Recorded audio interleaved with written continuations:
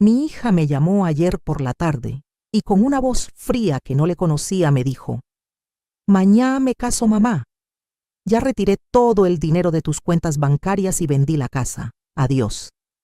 Y colgó, así como lo oyen, sin remordimiento alguno, sin una pizca de vergüenza. La hija a la que le di todo, por la que sacrifiqué mi vida entera, acababa de robarme lo que creía que era todo lo que tenía. Pero lo que ella no sabía, lo que ninguno de ellos sabía, es que esa casa que tanto se apresuraron a vender no era lo único que yo tenía. Ni siquiera era lo más valioso. Y cuando se enteraron de la verdad, cuando finalmente cayó la máscara y pudieron ver lo que realmente había detrás de esta vieja a la que creían tonta e indefensa, se les borró esa sonrisa de suficiencia que tanto les gustaba mostrar. Pero no me adelanto. Déjenme contarles esta historia desde el principio, porque si algo aprendí en estos años es que cada detalle cuenta, cada sacrificio importa, y la justicia, aunque tarde, siempre llega para quienes saben esperar el momento correcto. Sigue mi historia hasta el final y comenta la ciudad desde donde me estás viendo para saber qué tan lejos ha llegado mi relato. Cuando recibí esa llamada, estaba sentada en el pequeño balcón de lo que había sido mi hogar por más de 30 años, tomando un té de manzanilla como todas las tardes, viendo cómo el sol se ponía sobre los tejados del barrio. Nunca imaginé que esas serían las últimas horas de paz antes de que mi mundo, o al menos el mundo que ellos conocían, se viniera abajo. Pero déjenme presentarme correctamente.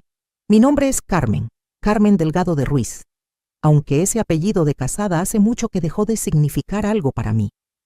Tengo 68 años, el pelo completamente blanco, que me niego a teñir porque cada cana es una medalla de batalla ganada, y arrugas que cuentan la historia de una vida que no fue fácil, pero que siempre enfrenté con la frente en alto. Nací en un pueblito de Guanajuato, de esos donde todos se conocen y las tradiciones se respetan más que las leyes.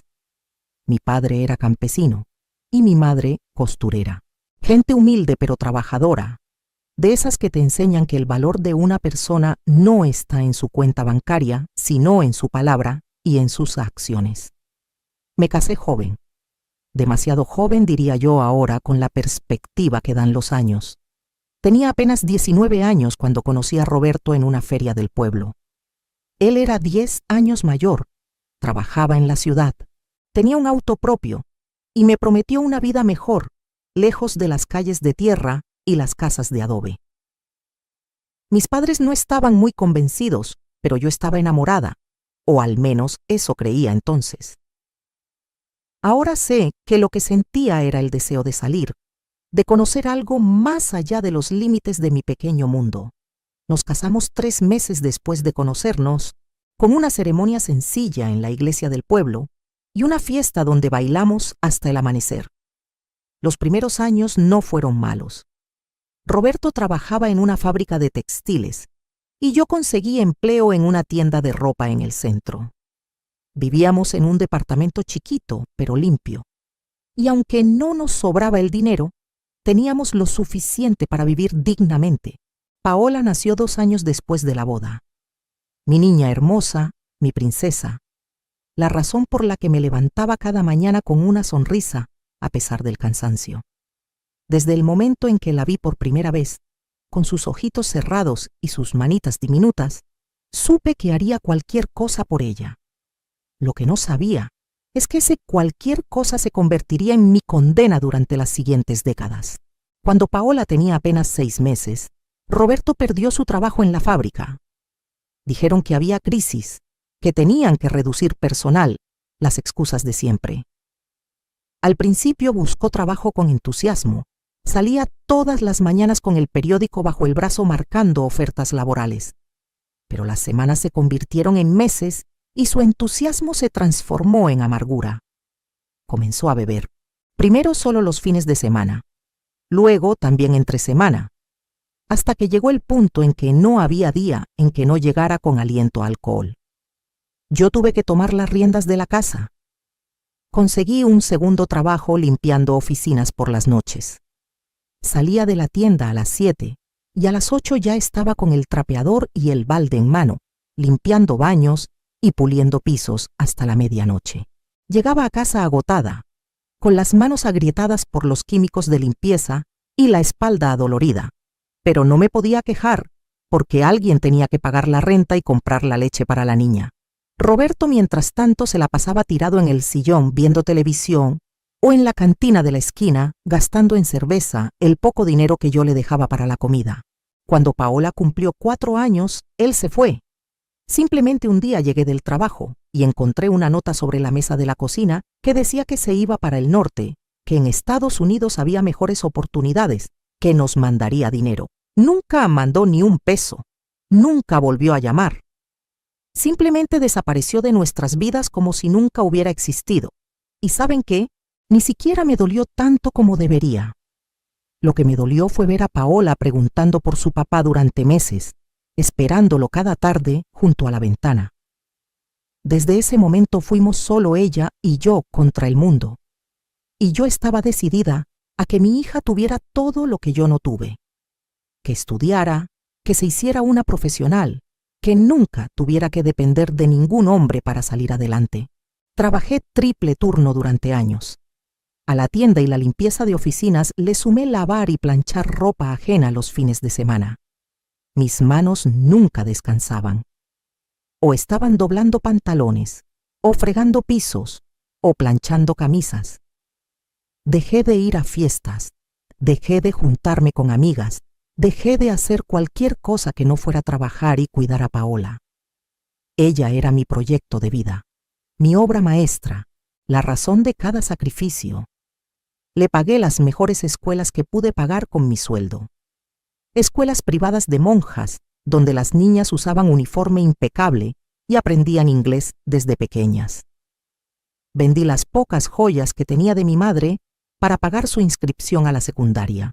Dejé de comprarme ropa nueva durante años para que a ella nunca le faltaran sus uniformes bien planchaditos y sus zapatos bien boleados. Paola era buena estudiante, eso tengo que reconocerlo. Sacaba puras buenas calificaciones y siempre fue muy inteligente. Pero también era consentida, mal acostumbrada por mi incapacidad de negarle nada. Si quería unos zapatos que todas sus amigas tenían, yo hacía turnos extra para comprárselos. Si necesitaba dinero para una excursión escolar, yo me saltaba comidas para ahorrarlo.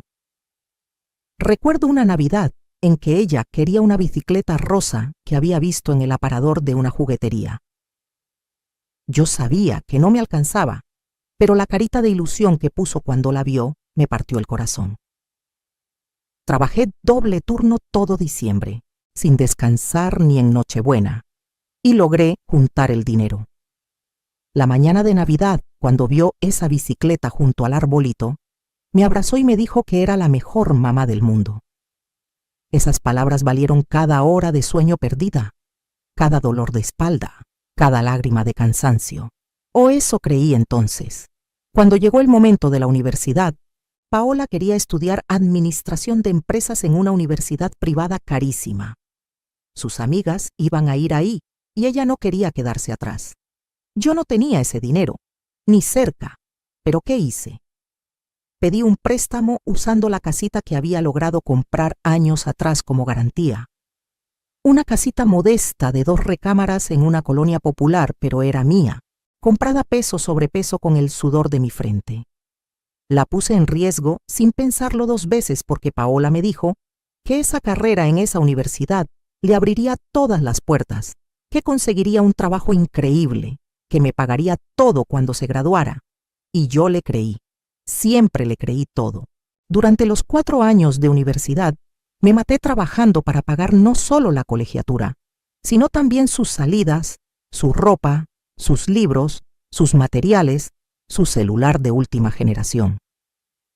Paola vivía como las hijas de familias acomodadas mientras yo comía frijoles con tortilla para estirar el presupuesto.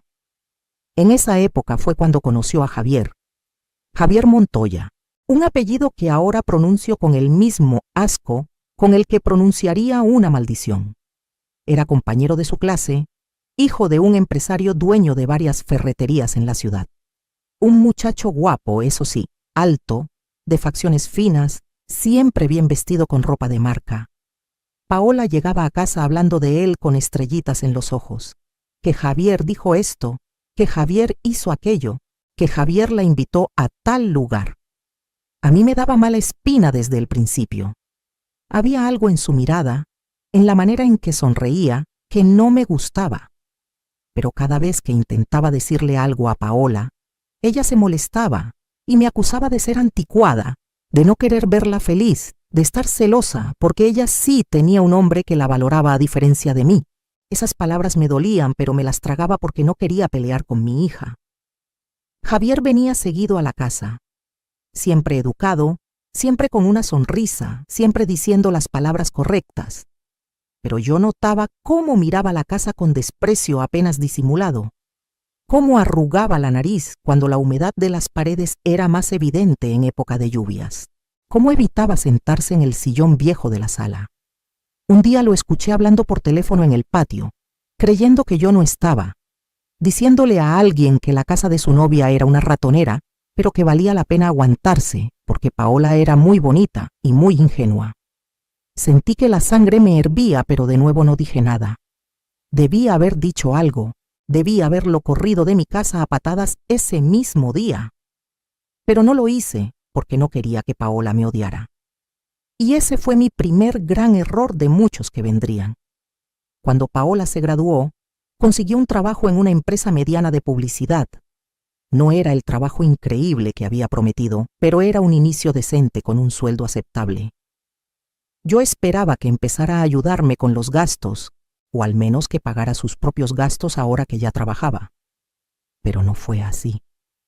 Su sueldo se iba completo en ropa, salidas con Javier, tratamientos de belleza. Mientras tanto yo seguía pagando el préstamo de la casa, la luz, el agua, la comida para las dos. Cuando le pedí que contribuyera con algo, me dijo que necesitaba invertir en su imagen profesional, que era importante verse bien para progresar en su carrera. Y yo, tonta de mí, lo entendí. Seguí trabajando mis 2 empleos, seguí sacrificándome, seguí creyendo que algún día me lo agradecería. Javier y Paola llevaban 3 años de novios cuando él le propuso matrimonio. Fue en un restaurante elegante con mariachis y todo. Paola llegó esa noche mostrándome un anillo de compromiso que debió costar una fortuna, saltando de emoción, planeando ya la boda en voz alta. Una boda grande, decía, en un salón de eventos bonito, con mucha gente con vestido de diseñador. Yo sentí un nudo en el estómago. ¿De dónde iba a sacar dinero para eso? Ya me estaba costando trabajo pagar el préstamo de la casa y ahora ella esperaba que le pagara una boda de revista. Pero cuando intenté hablar con ella sobre hacer algo más sencillo, más íntimo, explotó. Me gritó que era una amargada, que no quería verla feliz, que todas las madres normales se emocionaban con la boda de sus hijas. Me dijo que las mamás de sus amigas ya estaban ayudándolas a planear sus bodas, separando salones con un año de anticipación, llevándolas a ver vestidos a boutiques exclusivas. Lloró tanto que al final cedí, como siempre cedía. Me puse a investigar cómo conseguir más dinero. Pedí horas extra en la tienda. Acepté limpiar más oficinas por las noches. Incluso empecé a vender tamales los fines de semana en el mercado, levantándome a las 4 de la mañana para prepararlos. Mis amigas del barrio me ayudaban, me decían que estaba loca, que mi hija ya era una adulta y debía pagar su propia boda o hacerla más modesta. Pero yo no escuchaba. Estaba obsesionada con darle esa boda perfecta que ella quería. Doña Lupita, mi vecina de toda la vida, me agarró del brazo un día en el mercado y me dijo mirándome directo a los ojos: Carmen, esa niña te está exprimiendo como limón y tú la estás dejando. Vas a terminar sin nada. Le sonreí y le dije que se preocupara por sus asuntos. Ojalá le hubiera hecho caso. Durante los meses de planeación de la boda, Paola y Javier prácticamente vivían en mi casa, pero nunca ayudaban con nada. Dejaban platos sucios en el fregadero que yo lavaba. Usaban el agua caliente hasta acabarla. Se comían lo que yo compraba, sin reponer nada. Un día llegué del trabajo y encontré que habían invitado amigos y habían hecho una reunión, dejando la casa hecha un desastre con botellas vacías y ceniza de cigarro por todos lados. Limpié todo sin decir nada, como siempre. Javier nunca ofrecía ayuda para nada. Nunca preguntó cuánto costaba la boda o si podía contribuir con algo. Sus papás tampoco. Aparentemente, la tradición, según ellos, era que la familia de la novia pagaba todo. Qué conveniente, ¿verdad?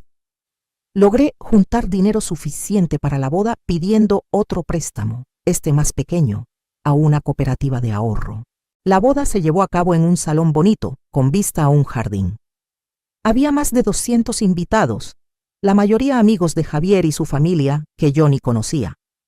El vestido de Paola costó lo que yo ganaba en 3 meses. Había arreglos florales en cada mesa, un banquete de 5 tiempos, barra libre de bebidas, grupo musical y DJ. Todo lo que ella había soñado.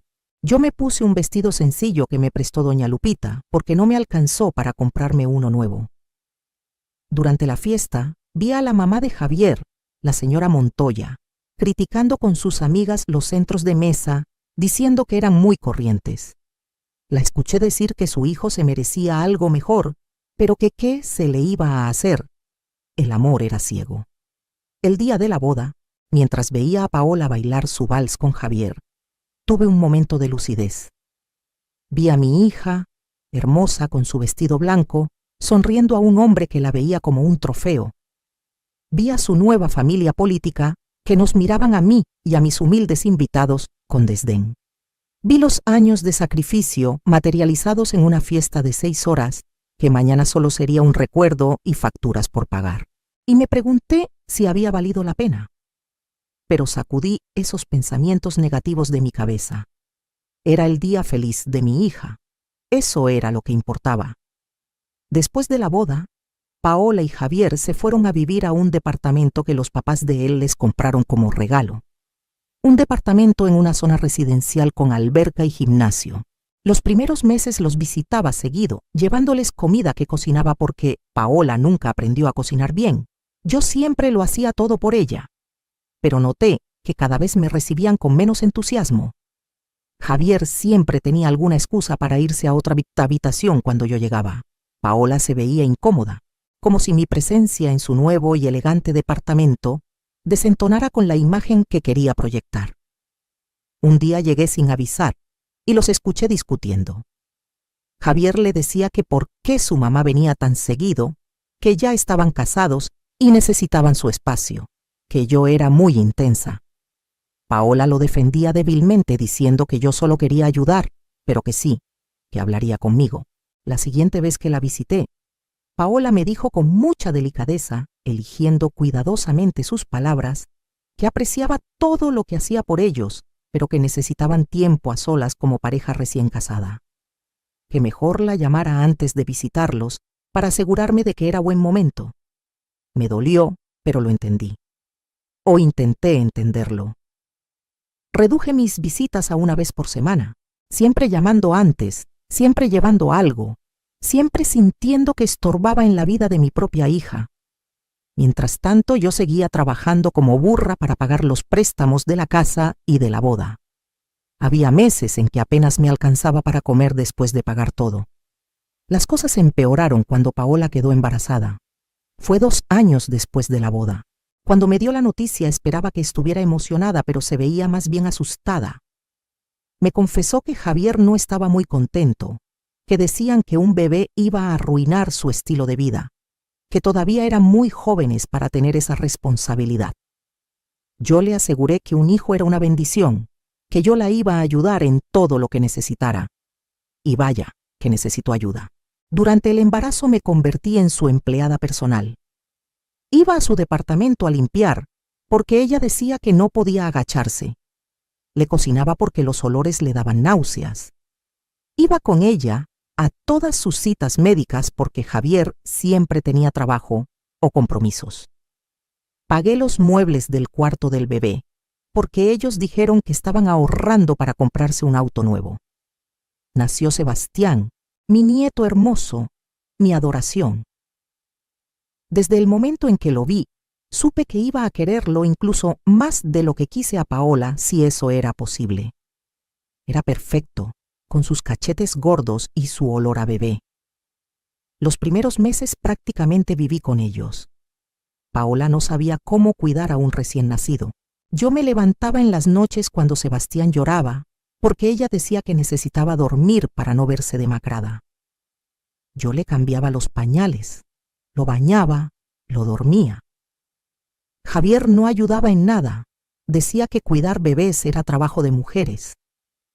Salía temprano y regresaba tarde, a veces oliendo a perfume que no era el de Paola, pero ella nunca decía nada. Cuando Sebastián cumplió 6 meses, Paola volvió al trabajo. Me pidió que cuidara al niño. Dijo que las guarderías eran muy caras y además ella no confiaba en dejar a su bebé con extraños. Yo en ese momento estaba por cumplir 60 años y seguía trabajando en la tienda, aunque había dejado la limpieza de oficinas porque mi cuerpo ya no aguantaba tanto. Le expliqué que trabajaba y no podía cuidar a Sebastián de tiempo completo. Se enojó muchísimo.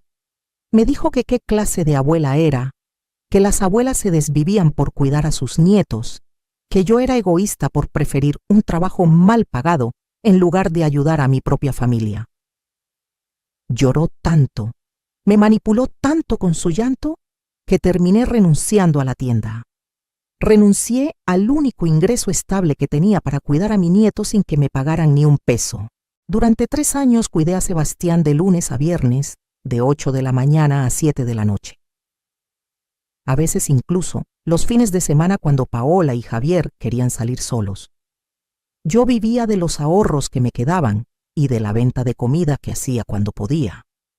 Mi casa se estaba cayendo a pedazos porque no tenía dinero para repararla. Había goteras en el techo que tapaba con cubetas. La pintura se caía de las paredes. Los muebles estaban viejos y rotos, pero no me importaba. Veía crecer a Sebastián y pensaba que valía la pena. Él me decía Vita en lugar de abuelita y corría a abrazarme cada vez que llegaba. Era mi sol, mi razón de seguir adelante. Pero Paola cada vez era más exigente y desagradecida. Se quejaba si la ropa de Sebastián no estaba perfectamente planchada. Se molestaba si le daba de comer algo que ella no había aprobado previamente. Me regañaba si el niño se ensuciaba jugando en mi patio. Un día llegó y se puso furiosa porque Sebastián tenía una pequeña raspadura en la rodilla de haberse caído jugando. Me gritó que era una descuidada, que no servía ni para cuidar niños. Javier estaba ahí y en lugar de defenderme se rió y dijo que qué se podía esperar de una vieja. Me aguanté las lágrimas hasta que se fueron. Las visitas de Paola a mi casa eran solo para dejar o recoger a Sebastián. Nunca se quedaba a platicar. Nunca me preguntaba cómo estaba. Nunca notaba que yo había adelgazado porque a veces no comía bien para ahorrar. Nunca veía las goteras o las paredes descascaradas. O si las veía no le importaba. Yo seguía siendo solo un servicio gratuito para ella. Una nana gratis que además había sido lo suficientemente tonta como para pagarle toda su vida. Un día Sebastián se enfermó, nada grave, solo una gripa, pero tenía fiebre. Llamé a Paola al trabajo para decirle. Me contestó molesta diciendo que no podía salir de una junta importante, que le diera medicina y ya. Le dije que sería mejor que lo viera un doctor. Suspiró exasperada y me dijo que entonces yo lo llevara, que para eso estaba ahí, ¿no? Llevé al niño al doctor, pagué la consulta y las medicinas con el dinero que tenía guardado para la luz. Paola nunca me lo repuso, ni siquiera me dio las gracias. Los meses pasaban y yo cada vez estaba en peor situación económica. Debía varios meses de luz y agua. El banco me mandaba cartas de cobranza por los préstamos atrasados. No tenía de dónde sacar dinero. Una tarde, cuando Paola llegó por Sebastián, junté valor y le pedí ayuda. Le expliqué que estaba en una situación difícil, que necesitaba dinero para pagar los servicios. Me miró como si le hubiera pedido que me regalara un riñón.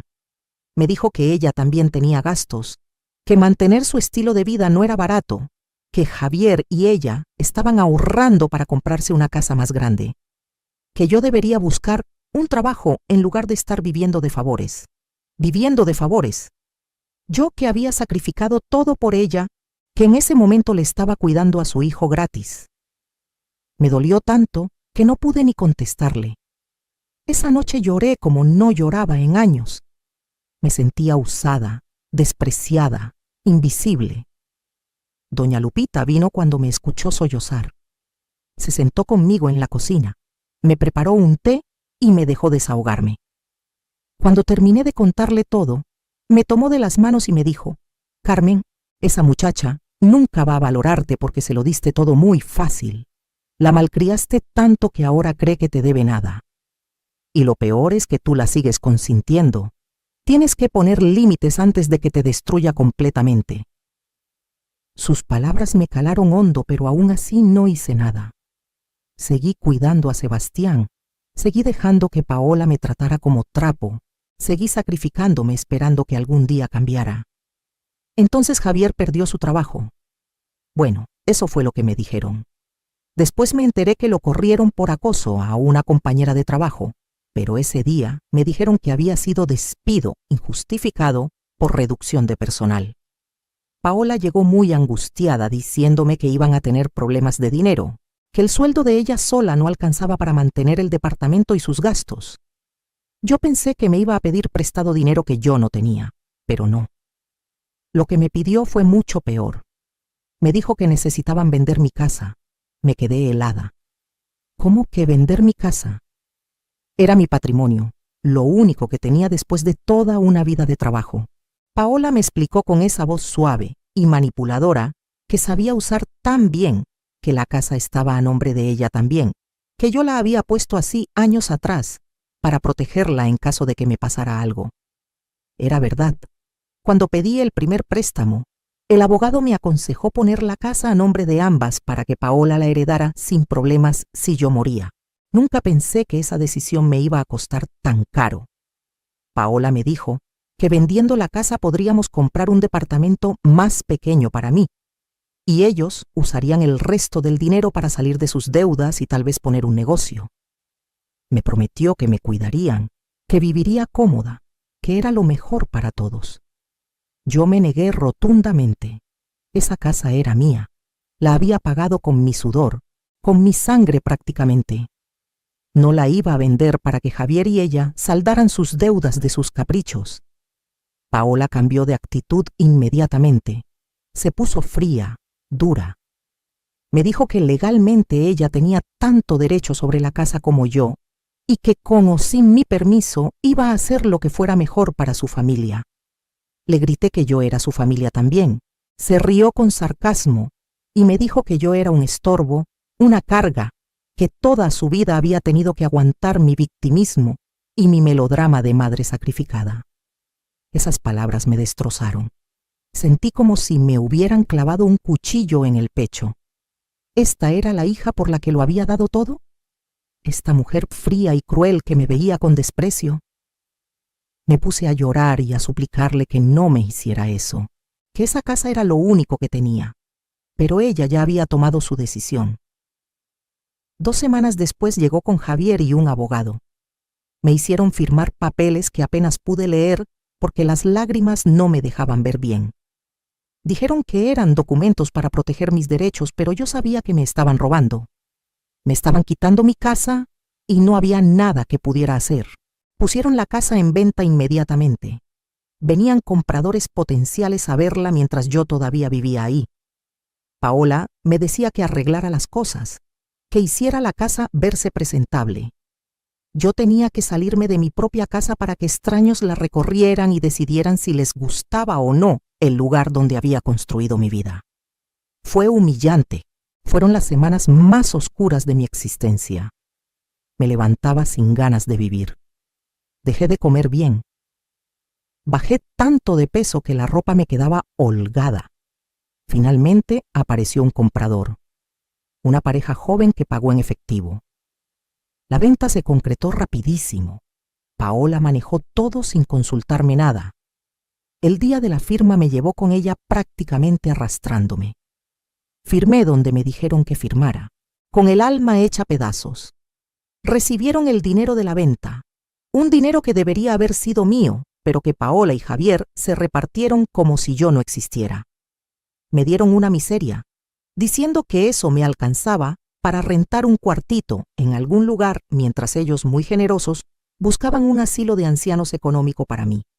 Un asilo. Querían meterme a un asilo como si fuera basura de la que había que deshacerse. Yo tenía apenas 63 años en ese momento. No era una inválida que necesitara cuidados especiales. Pero para ellos yo ya no servía. Ya no era útil. Sebastián había empezado la escuela, así que ya no necesitaban niñera gratis. La casa ya estaba vendida, así que ya no había nada más que sacarme. Era momento de descartarme. Paola buscó un asilo baratísimo en las afueras de la ciudad. Un lugar deprimente con paredes grises y olor a desinfectante. Fuimos a conocerlo y yo me quería morir. Había viejitos sentados en sillas de ruedas mirando la nada. El personal se veía poco amable. Los cuartos eran diminutos y compartidos. Paola me decía que era bonito, que estaría bien ahí, que la visitaría seguido. Todas mentiras para tranquilizar su inexistente conciencia. Pero entonces, justo cuando pensé que había tocado fondo, cuando creí que mi hija finalmente me había destruido completamente, recibí una llamada que cambió todo. Era de un despacho de abogados de Guanajuato. Me informaban que mi tío Ernesto, el hermano menor de mi padre, había fallecido. Yo casi no lo había visto en mi vida adulta. Sabía que se había ido de joven a trabajar a la Ciudad de México y que le había ido bien en los negocios, pero nunca mantuvimos contacto cercano. Cuando mis papás murieron, él mandó flores y una tarjeta, pero no fue al funeral porque estaba fuera del país. Eso fue lo último que supe de él hasta esa llamada. El abogado me citó en su oficina en Guanajuato. Tuve que usar el poco dinero que Paola me había dado de la venta de la casa para pagar el autobús. Llegué a la dirección indicada, un edificio elegante en el centro histórico.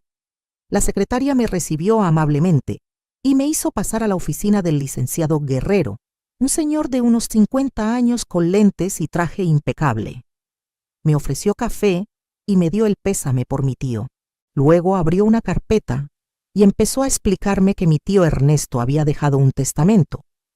No tenía hijos, nunca se casó, y sus únicos parientes vivos éramos yo y un primo segundo que vivía en España.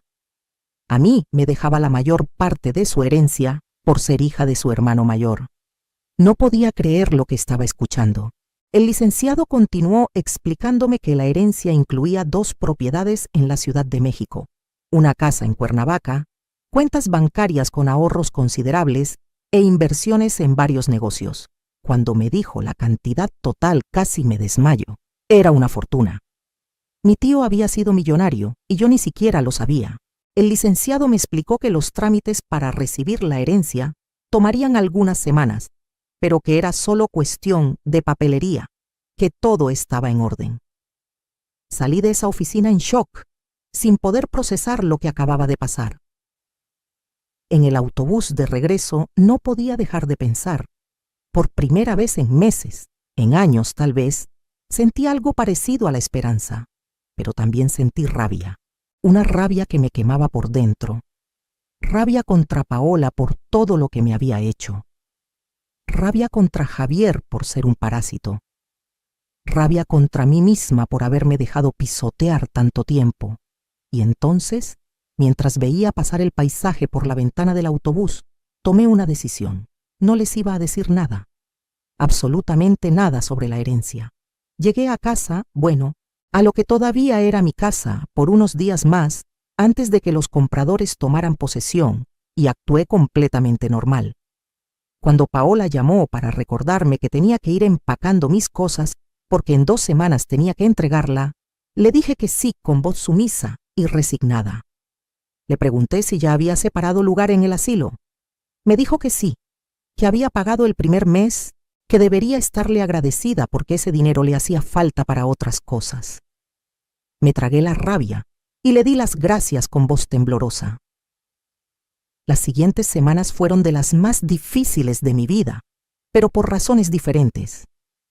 Por fuera mantenía mi papel de vieja derrotada, empacando mis escasas pertenencias en cajas, llorando cuando Paola o Javier estaban cerca para que vieran lo destruida que estaba. Pero por dentro estaba hirviendo de rabia y también, debo admitirlo, emocionada por lo que estaba por venir. Me reuní varias veces más con el licenciado Guerrero.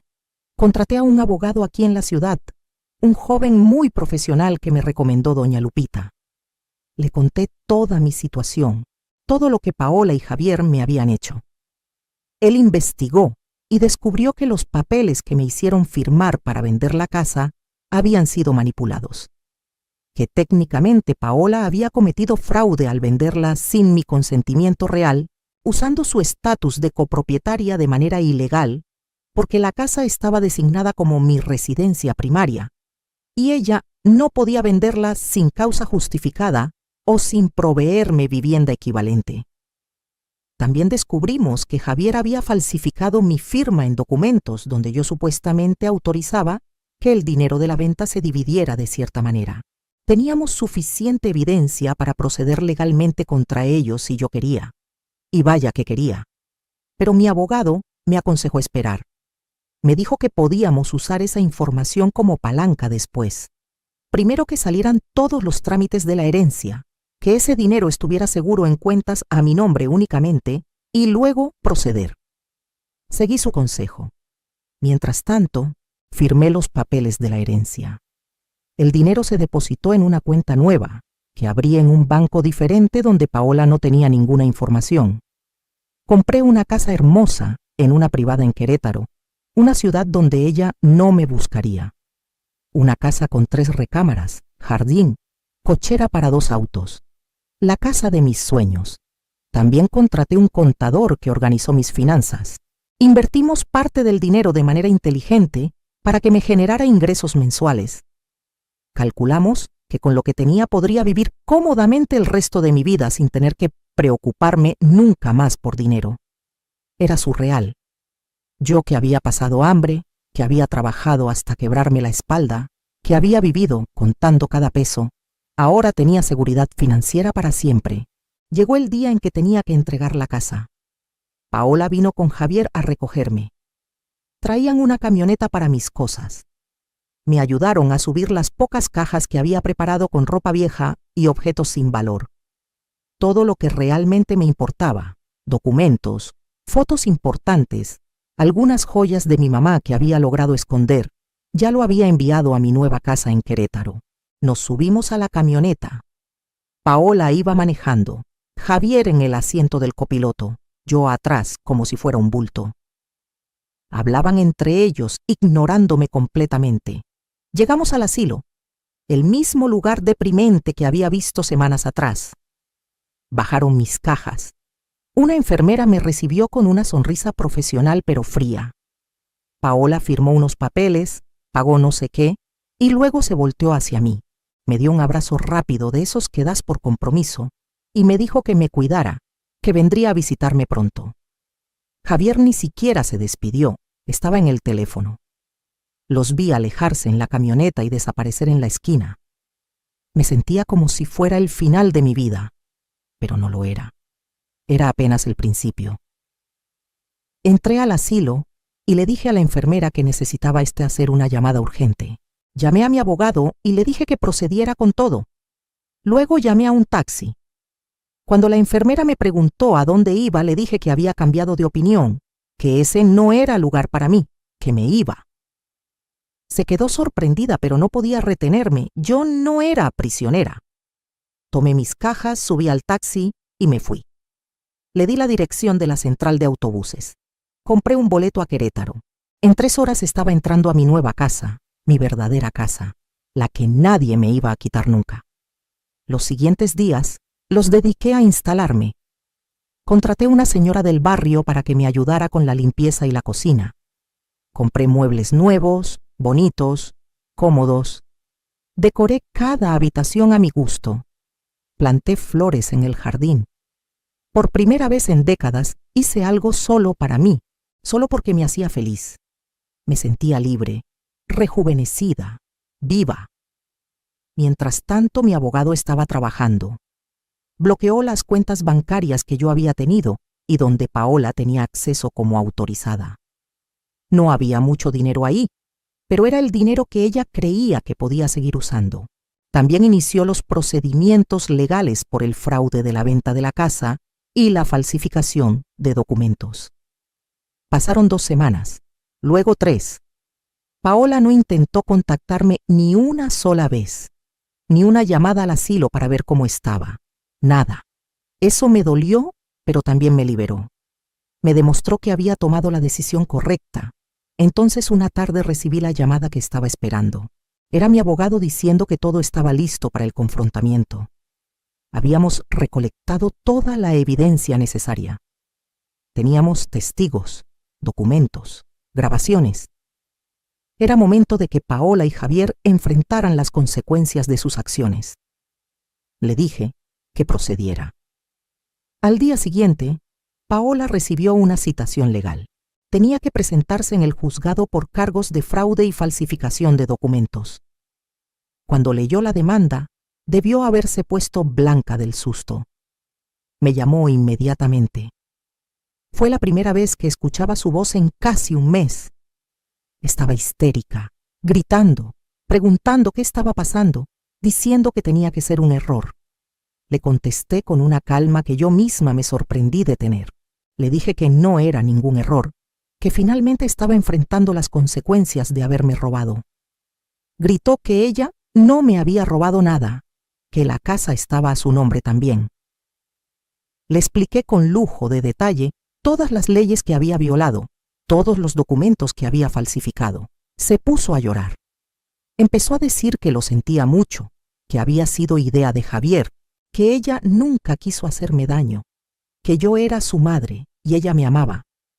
Puras mentiras desesperadas. Le dije que era demasiado tarde para arrepentimientos. Me suplicó que retirara la demanda. Le dije que eso tenía un precio. Quería que me devolviera cada peso que me había robado con la venta de la casa, con intereses. También quería una confesión firmada de todo lo que había hecho. Y quería que me dejara en paz para siempre. Hubo silencio del otro lado de la línea. Luego preguntó con voz temblorosa de dónde iba a sacar ese dinero. Le dije que ese era su problema, no el mío, que tenía una semana para conseguirlo o nos veíamos en corte y además de perder el caso, iría a la cárcel por fraude. Colgué. Mis manos temblaban, pero era de emoción, de poder, de justicia finalmente alcanzada. Paola llamó varias veces más ese día. No contesté. Al día siguiente fue al asilo a buscarme. Imagínense su cara cuando le dijeron que me había ido el mismo día que me dejaron ahí, que nadie sabía dónde estaba. Entró en pánico total. Me dejó mensajes de voz suplicando que le dijera dónde estaba, que necesitaba hablar conmigo. Los escuchaba y los borraba sin responder. Dejé que se desesperara unos días más. Mientras tanto me enteré por mi abogado que Paola y Javier estaban en serios problemas financieros. Resultó que el dinero de mi casa lo habían gastado en pagar deudas de tarjetas de crédito que tenían por su estilo de vida insostenible. El negocio que supuestamente iban a poner nunca existió. Javier además había sacado préstamos a agiotistas para pagar apuestas deportivas. Estaban hundidos en deudas y ahora encima tenían esta demanda legal que no podían pagar. La fecha de la audiencia se acercaba. 3 días antes, Paola logró rastrear a mi abogado y fue a su oficina. Le rogó que me contactara, que necesitaba hablar conmigo urgentemente. Mi abogado me llamó y me contó.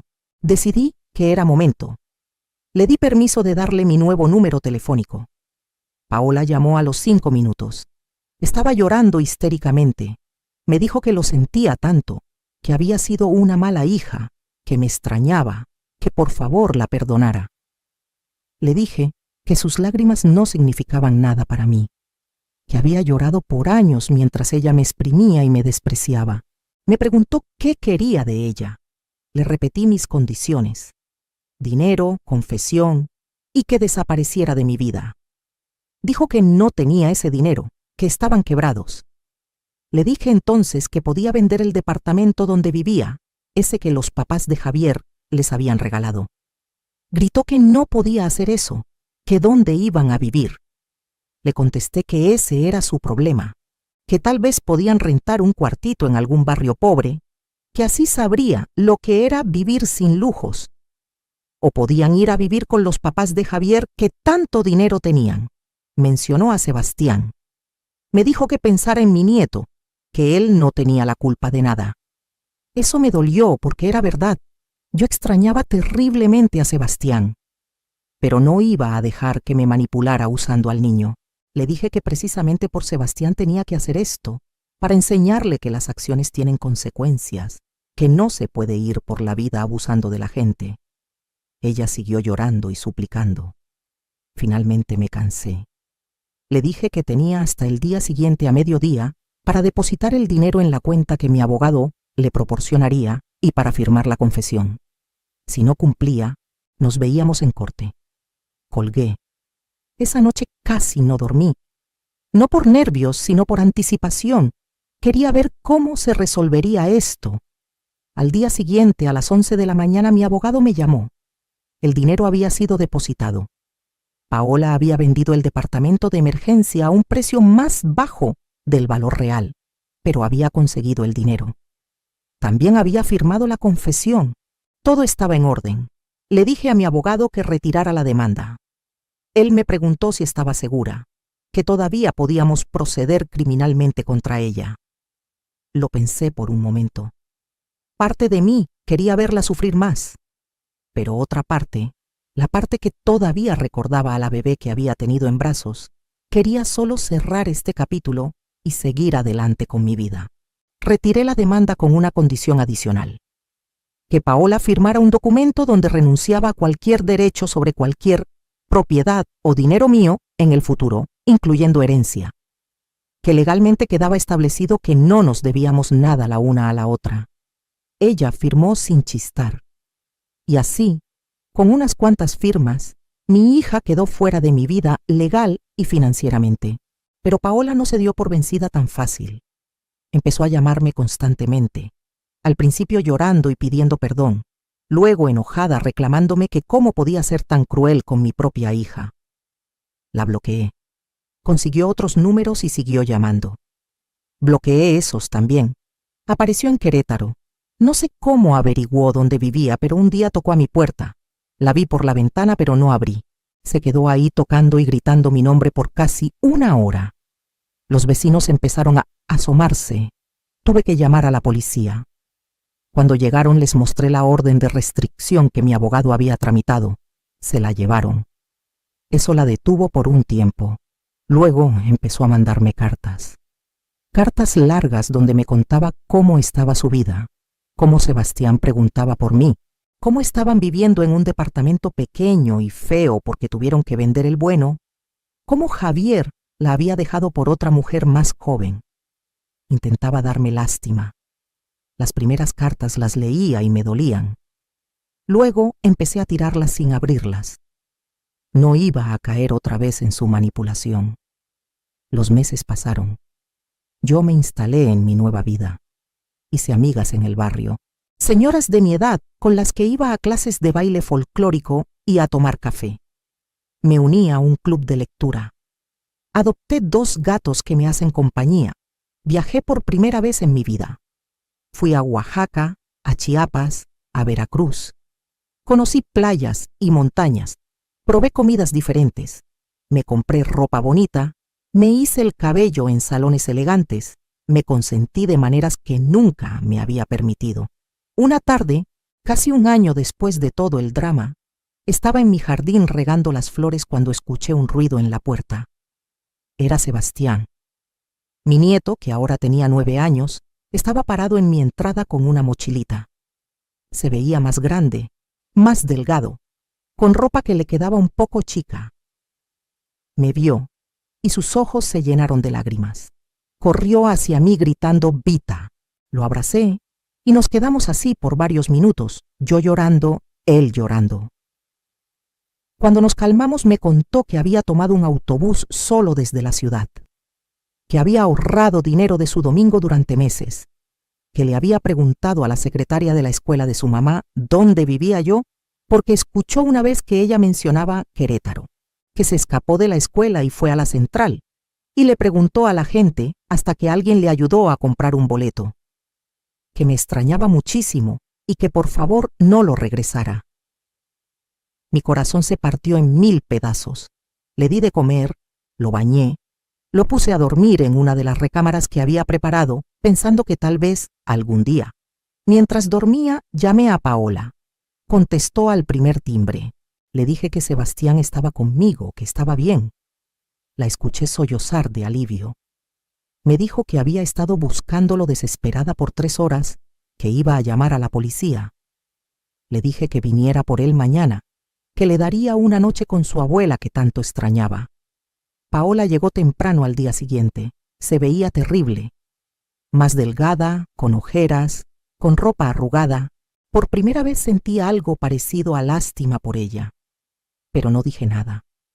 Le entregué a Sebastián que no quería irse, que lloraba y se aferraba a mí. Le dije que fuera obediente con su mamá, que lo quería mucho. Paola me miró con ojos suplicantes, pero yo simplemente cerré la puerta. Esa noche no pude dormir pensando en Sebastián, en cómo había arriesgado tanto solo para verme, en cuánto me necesitaba. Al día siguiente llamé a mi abogado.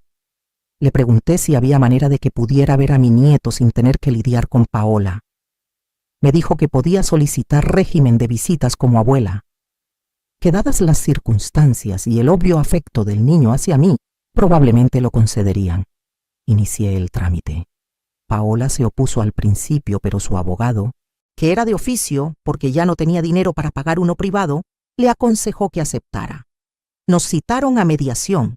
Fue la primera vez que vi a Paola cara a cara desde todo el asunto legal. Se veía devastada. Acordamos que Sebastián podría visitarme un fin de semana al mes y 2 semanas en vacaciones. La primera visita oficial fue hace 3 meses. Sebastián llegó con una maleta pequeña, lleno de emoción. Pasamos el fin de semana jugando, cocinando juntos, viendo películas. Le preparé su cuarto, le compré juguetes, libros.